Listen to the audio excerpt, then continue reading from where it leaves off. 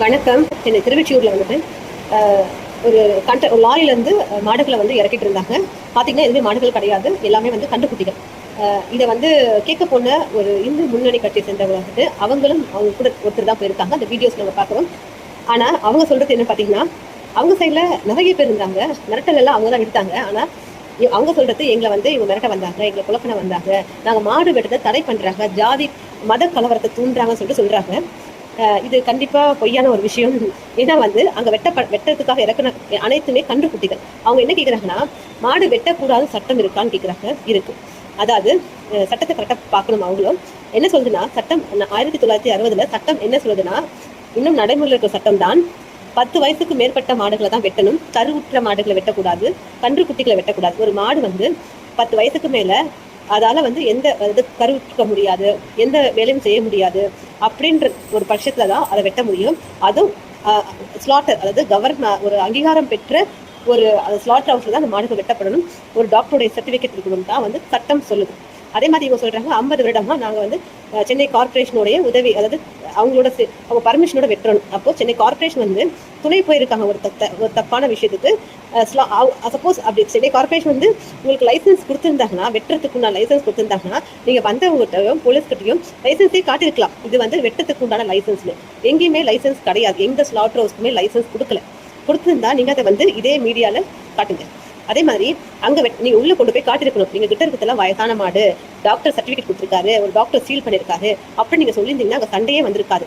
சண்டை எல்லாமே வந்து இது யாருமே மத கலவரம். நான் ஒரு புத்தக மதத்தை சேர்ந்தவன், மத கலவரத்தை பத்தி பேச வரல. என்னன்னா, நாங்க பேசல சட்டத்துக்கு, உங்களை வெட்ட வேணாம்னு சொல்ல, உங்களை சாப்பிட வேணாம்னு சொல்ல, சட்டத்துக்கு உட்பட்டு எல்லா விஷயத்தையும் செய்யுங்க. சட்டம் என்ன சொல்லுதோ அதை ஃபாலோ பண்ணுங்க.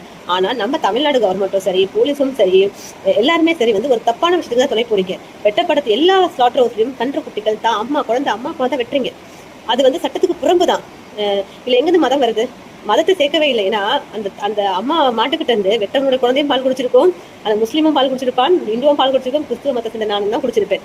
இது எல்லாத்துக்குமே வந்து ஜாதி மதம் மொழியும் இல்லாம கொடுக்கறது தான் அந்த கோமாதா. அட்லீஸ்ட் அதை வந்து தெய்வமா பார்க்கலனாலும் ஒரு உயிரா மதியங்கள், சட்டத்துக்கு உட்பட்டு அருங்க. எங்கேயுமே ஸ்லாட்டர் ஹவுஸ்க்கு லைசன்ஸ் கிடையாது. இருந்தால் தயவு செய்து இதே நீங்க இன்ஸ்டாகிராம்லாம் ஒரு பொய்யான தகவலை பரப்பிருக்கீங்க, அதுக்கு இந்த லைசன்ஸையும் நீங்க அதிலே காட்டுங்க, இவங்களுக்கு லைசன்ஸ் இருக்குன்னு சொல்லிட்டு. அதே மாதிரி வந்துட்டு மத கலவரத்தை தூண்டுறாங்க அப்படின்னு சொல்றாங்க. நான் ஒரு கிறிஸ்தவ மதத்தை சேர்ந்தவன். நான் எதுக்காக மாடுகளை பற்றி பேசணும் சொல்லுங்க? இது வந்து மத கலவரம் இல்லை, மதத்துக்கு அப்பாற்பட்ட ஒரு விஷயம். என்ன சொல்றீங்க, ஆடை வெட்டுறாங்க, கோழியை வெட்டுறாங்க, அதெல்லாம் நீங்க கேட்க மாட்டீங்க. ஏன் வந்து மாடை வெட்டின மட்டும் கேட்குறீங்க? மாடு என்ன ஸ்பெஷல்? ஏற்கனவே நான் ஒரு வீடியோ சொல்லியிருப்பேன். மாடு வந்து தான் ரத்தத்தை பாலா கொடுத்து, இதை வந்து நீ இந்துவா முஸ்லீமா கிறிஸ்டியனான்னு பார்த்து பால் கொடுக்கறதில்ல, இதை வெட்டுறாங்க பாருங்க, அவங்களோட பிள்ளைங்களும் இந்த மாட்டு பாலை குடிச்சுதான் இருக்கும். அப்போ அப்படிப்பட்ட ஒரு மாடை தெய்வமா பார்க்கலனாலும் ஒரு தாய்மையோட பாருங்க. அதுக்கு தான் மாடு வந்து ஒரு தனித்துவ மாடுன்னு சொல்றாங்க. இதுல எங்க இந்த மதம் வருது? மதத்துக்கு அப்பாற்படுத்த மாடுகள். நான் எங்களை மாதிரி ஆட்கள் கேட்டா எதையும் வெட்டாதீங்க தான் சொல்லுவோம். ஆடையும் வெட்டாதீங்க, கோழியும் வெட்டாதீங்கன்னு சொல்லிட்டு. ஆனா இந்த நாக்கு ருசிக்கு அடிமையானவங்க எதாவது தின்னுதானே ஆகணும், அப்பதானே ஜீரணமாக்கணும். அந்த மாதிரி ஆட்கள் வெட்டுறப்போ சட்டத்துக்கு உட்பட்ட வெட்டுகள் தான் சொல்றாங்க. சில பேர் வந்து கன்று குட்டையோடைய கறி நல்லா இருக்கும், அதை நான் சாப்பிட்டா பல வருஷம் ரொம்ப நல்லா ஆயுசு கூட இருக்கும்னு சொல்லிட்டு குழந்தையுடைய அந்த அம்மாவுடைய கர்ப்பப்பையிலிருந்து கன்று குட்டிகளை எடுத்து சாப்பிட்ற ஆட்கள் இருக்கிறாங்க. அது எத்தனை பேருக்கு தெரியல. அது வீழ்ன்ற ஒரு கறியா கொடுக்குறாங்க. இந்த வேலை பண்றது இப்படி நீங்க சாப்பிட்டு உடம்பு வளர்த்து என்னத்தை சாதிக்க போறீங்கன்னு தெரியல. அந்த நாசமா போற உடம்புக்கு ஒண்ணுமே கிடையாது. மண்ணுக்குள்ள போய் புதைய போறீங்க. சாப்பிட்டு 2 நிமிஷத்துல பீயா போகுது எல்லாமே. இதுக்கு வந்து ஒரு உயிரை இவ்வளவு கஷ்டப்படுத்தி அதுல மதத்தை இழுக்கிறீங்க, ஜாதி இழுக்கிறீங்க, கண்ட கருமத்தை இழுத்து மத கலவரத்தை தூண்டுறீங்க. இதுல மதத்தை சம்மந்தப்படாம நீங்க வெட்டுறதுங்க வெட்டுங்க, ஆனா சட்டத்துக்கு உட்பட செயல்படுங்க.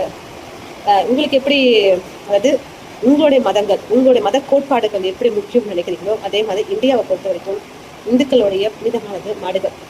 அந்த புனிதத்தை காப்பாற்ற கண்டிப்பா சில போராட்டங்கள் நடக்கத்தான் செய்யும். உங்களை யாரும் வெட்ட வேணாம்னு சொல்ல, இப்போ நாங்கள் சொல்றோம் யாரும் வெட்ட வேணாம்னு சொல்ல. வெட்டக்கூடிய மாடுகள் 10 வயசுக்கு மேற்பட்ட மாடுகளா இருக்கணும். கன்றுக்குட்டிகளை வெட்டக்கூடாது, பிரெக்னென்ட் மாடை வெட்டக்கூடாது. ஒரு மாடை வந்து சர்டிஃபிகேட் கொடுக்கும் டாக்டர், வந்து உங்களுக்கு சர்டிஃபிகேட் கொடுத்து அந்த மாடை வெட்டலாம்னு சொல்றப்பதான் வெட்டணும். அதுதான் ப்ரொசீஜர். இந்தியாவில் ஏற்றுமதி பண்றதை ஸ்டாப் பண்ணுங்க. இந்தியாவிலும் வந்து மாடுகள் நீங்க வெட்ட கொடுக்குறதா தான் ஏற்றுமதியே பண்றாங்க. உங்களுக்காக வாழ்ந்த மாடை ஏன் வெட்ட கொடுக்குறீங்க நாங்கள் கேட்குறோம். பணம் ஆசை. பணத்தை எப்படி சம்பாதிக்கலாம் அந்த பேராசை தான் நீங்க கொடுக்காத மாடுகள் ஏற்றுமதி பண்றாங்க, நீங்க கொடுக்க பண்ணுவாங்க. அதனால ஃபர்ஸ்ட் மாற்றத்தை உங்ககிட்ட மாறுங்க. அதுக்கப்புறம் மோடி வாங்குறாரு சொல்லிட்டு ஸ்டாப் பண்ணிட்டு நீங்க கொடுக்கறத ஃபர்ஸ்ட் ஸ்டாப் பண்ணுங்க. ஆட்டோமேட்டிக்கா ஸ்லாட்டர் பண்ணிட்டு நிப்பாட்டுவாங்க. நன்றி. வணக்கம். இப்போ இன்ஸ்டாகிராம் நிறைய நியூஸ்ல எல்லாம் வந்து பாத்தீங்கன்னா மாட்டுக்கறி சாப்பிடறத பத்தி சொல்லிட்டு இருக்காங்க. அதாவது அன்னைக்கு வந்து மாடுகளை வெட்டலாம் அப்படின்னு, அதாவது சில அறியாமையினால பேசாம தெரியல. உச்ச நீதிமன்றம் நம்மளோட ஹைகோர்ட் என்ன ஜட்மெண்ட் கொடுத்தாங்கன்னா, இந்த மாதிரி வந்து பொது இடங்கள்ல மாடுகளை வெட்டக்கூடாது. அதே சமயம் எல்லா மாடுகளும் தடை பண்ணாங்க. பசுக்களையும் கண்டுபிடிச்சு எந்த மாடுகளை வெட்டக்கூடாது தடை பண்ணாங்க. அதுக்காக தான் வந்து நம்ம முதலமைச்சர் வந்து ஒரு மனுக்கு ஒரு ஸ்டே ஆர்டர் வாங்கினாரு. அது சுப்ரீம் கோர்ட் வந்து ஸ்டே ஆர்டர் வாங்கி அந்த ஸ்டே ஆர்டர் என்ன சொன்னாங்கன்னு யாருக்குமே தெரியாது. ஆனா எல்லா நியூஸ் சேனல்ஸ் என்ன சொல்றாங்கன்னா, பொது இடங்கள்ல மாடுகளை வெட்டலாம், கண்டுக்குட்டிகளை வெட்டலாம், ஏன் தட்டுல இருக்குது ஏன் நீ பாக்குற அப்படின்னு கேக்குறீங்க. தயவு செய்து வந்து புரிஞ்சுக்கங்க. இவ்வளவு நாள் நாய் பின்னாலேயே போய் கேமரா தூக்கி போயிருந்தீங்க, இப்ப நாய் ஒழிச்சு கட்டீங்க, அடுத்து மாடு கிட்ட வந்திருக்கீங்க. தயவு செய்து உண்மையான தகவலை சொல்லுங்க. நாங்க சில குறிப்புகளை வந்து அடுத்த வீடியோல போடுறோம். கோர்ட் என்ன சொன்னாங்கன்றத அண்டர்லைன் பண்ணி காட்டிருக்கோம் பாருங்க. கோர்ட் என்ன சொல்றாங்கன்னா, அதாவது உயர்நீதிமன்றம் வெட்டக்கூடாதுன்னு சொல்றதை தடை பண்ணி வெட்டலாம் சொல்லிட்டாங்க. ஆனா அதுலயும் சில சட்டங்கள் சொல்லியிருக்காங்க. 1958 மிருகங்களுக்கு உண்டான சட்டம் அது இருக்கு. அதாவது 10 வயசுக்கு மேற்பட்ட மாடுகளையும் வெட்டலாம், கன்று குட்டிகளை வெட்டக்கூடாது, கருவுற்ற பசுக்களை வெட்டக்கூடாது, அதாவது நோய்வாய்ப்பட்ட பசுக்களை வெட்டக்கூடாது. ஒரு டாக்டர் சர்டிபிகேட் கொடுத்திருக்கணும் இந்த மாடுகளை வெட்டலாம்ன்றது தான். அந்த மாதிரி மாடுகளை வெட்டலாம் தான் 1958 ஒரு ஆக்ட் வந்தது. அதே தான் இப்ப ஃபாலோ பண்ண சொல்லியிருக்காங்க சுப்ரீம் கோர்ட்டும். ஒரு சின்ன கரெக்ஷன் தான் பண்ணிருக்காங்க. பழைய சட்டத்தையே ஃபாலோ பண்ண சொல்லிட்டாங்க. அதாவது பொது இடங்கள்ல மாடுகளை வெட்டக்கூடாது, 10 வயசுக்கு மேற்பட்ட மாடுகளை தான் வெட்டணும், கன்று குட்டிகளை வெட்டக்கூடாது, கருவுற்ற பிரெக்னென்ட் மாடுகளை வெட்டக்கூடாது. அதாவது லைசன்ஸ் இருக்கிற கடைகளுக்கு தான் அனுமதி இருக்குன்னு சொல்லியிருக்காங்க. அதை திருச்சி எல்லா இடமே வெட்டலாம் என்ன கவர்மெண்ட் கோர்ட் ஆர்டர் தான் சொல்லிட்டு நிறைய வந்து இன்ஸ்டாகிராம் யூடியூப் சேனல்ஸ் எல்லாம் வந்து தப்பான ஒரு நியூஸை ஸ்ப்ரெட் பண்ணிட்டு இருக்கீங்க. தயவு செய்து வந்து யாரையும் சாப்பிட வேணாம்னு சொல்ல, யாரும் யார் தட்டையும் வெட்டி பார்க்கல. தயவு செய்து புரிஞ்சுக்கங்க. சட்டம் என்ன சொல்லுது அதை ஃபாலோ பண்ணுங்க தான் சொல்றாங்க. அன்னைக்கு நடந்த விஷயம் தான். சட்டத்தை ஃபாலோ பண்ணுங்க. கன்று குட்டிகளை வெட்டுறதுக்கு சட்டத்துல இடம் இல்ல, கன்று குட்டிகளை வெட்டாதீங்கன்னு தான் சொல்றாங்க. தயவு செய்து வந்து மத கலவரத்தை தூண்டாதீங்க. அதாவது என்ன ஜட்மெண்ட்டை கரெக்டா படிச்சுட்டு பல வாட்டி அதை அலசி ஆராய்ஞ்சு ரெண்டு பக்கமும் என்ன இருக்குன்றதை கேட்டு அதுக்கப்புறம் இந்த நியூஸா டெலிகாஸ்ட் பண்ணுங்க. ஆட்டு வந்த மாதிரி இவன் சொன்னா சொல்லிட்டு அப்படியே போயிட்டு இருக்கீங்க. தப்பான ஒரு நியூஸை வந்து எல்லாத்துக்கும் ஸ்ப்ரெட் பண்றப்போ இது வந்து எவ்வளவு ஒரு கேவலமான வேலை பண்ணிட்டு இருக்கு. பத்திரிகை துறையும் ஊடகங்களும் தயவு செய்து வந்து நாய்கள் கிட்ட ஒழிச்சுட்டு மாடுகள் வந்துட்டீங்க, அதனாச்சும் வாழ விடுங்கள். சில தினங்களுக்கு முன்பாக வந்து இந்த திருவெற்றியூர்ல ஒரு பிரச்சனை நடந்தது. என்னன்னா, கன்றுக்குட்டியை வெட்டுறப்போ சில பிரச்சனைகள், அதாவது இந்து முஸ்லீம் பிரச்சனைகள் நடந்தது. அதுல ஒரு வயசான பாட்டி பேசிருக்கு. என்ன பேசிருக்குன்னா, ஏன் தட்டுல என்ன இருக்குதுன்னு எட்டி பாக்குற, நான் ஆடை தின்னுவேன், மாடை தின்னுவேன், கோழியை தின்னுவேன், பண்ணி தின்னுவேன்னு, நீ எதை வேணா தின்னு, நாங்க கேட்கவா போறோம், நீ விட்டா மனுஷனே தின்னுவேன், உன் வீட்டுல புள்ளைய கூட தின்னுவேன். அதாவது இதுதான் அறியாமை. அவங்க என்ன சொல்றாங்கன்னா, அந்த கும்பல் என்ன சொல்லுன்னா, எங்களை கொல்றதுக்கு வந்துட்டாங்க, 2 பேர் வந்து கொல்ல வந்துட்டாங்க, அது போலீஸ் வந்து துணையா இருக்கு அவங்களுக்கு அப்படின்னு சொல்லுது. அதாவது அந்த இடத்துல நீங்க மிரட்டல பாத்தீங்கன்னா 100 பேர் உள்ள அவங்க இஸ்லாமியர்கள் தான் வந்து இந்த சிவாஜின்றவரை மிரட்டுறாங்க. அது தெரியாம இந்த வயசான பாட்டி சொல்லுது, நான் அதை தின்னுவேன், இதை தின்னுவேன். நாங்க ஒரு விஷயம் கேட்கிறோம், சட்டம் என்ன சொல்லுது? சட்டம் வந்து கன்று குட்டிகளை வெட்டக்கூடாதுன்னு சொல்றது. அதாவது 50 வருடமா அந்த இடத்துல இருக்குன்னு கிளவி சொல்லுது. 50 வருஷமா அப்போ வந்து ஒரு ஸ்லாட்டரை வந்து சட்டத்துக்கு விரோதமா வெட்டிட்டு இருக்கீங்கன்னு அர்த்தம். எந்த விதமான சட்டமும் இருக்க சான்ஸ், எங்கேயுமே லைசன்ஸ் கொடுக்காம இருக்கு. அதாவது வந்து சட்டம் சொல்றது, சட்டம் எங்க இருக்கு, நாய்களை மாடுகளை கொல்லலாம் அப்படின்னு தான் அன்னைக்கு இஸ்லாமியர்கள் சொன்னது. இந்த கிழவிக்கும் வந்து என்ன சொல்ல வரன்னு தெரியாம, அதாவது அவங்க என்ன சொல்லி கொடுத்தாலும் அப்படியே பேசுது, என்ன நடந்ததுன்றது தெரியாம தான் பேசிட்டு இருக்கு. நீங்க வந்துட்டு இப்ப ஒரு குழந்தை பாலியல் திருமணம், சிறார்களுக்கு, சின்ன பிள்ளைகளுக்கு திருமணம் நடத்துறாங்க.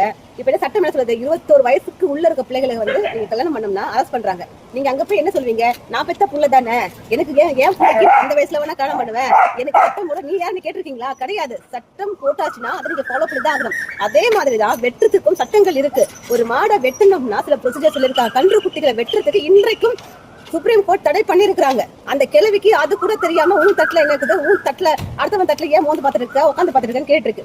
தவறான ஒரு அணுகுமுறை அது.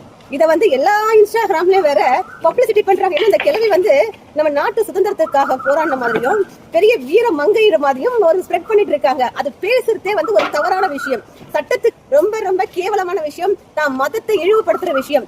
பொட்டு வேற வச்சுட்டு இருக்கேன், இந்துவா முஸ்லீமா கிறிஸ்டியா எந்த மதத்தை சேர்ந்தவனா தெரியல, அவ்வளவு கேவலமா பேசிருக்க. மதங்களை தாண்டி இருக்கணும். அன்னைக்கு சொன்னதை வந்து சட்டத்துக்கு உட்பட்டு செய்யுங்கன்னு. அங்க சட்டத்துக்கு உட்பட்டு பண்ணாதான் பிரச்சனை. அதைத்தான் கொஸ்டின் கேட்ட ஒழிய நீ எதை தின்னாலும், நீ பிய தின்னா கூட யாரும் கேட்க போறது இல்ல. ஏன்னா அது உன்னோட இஷ்டம்.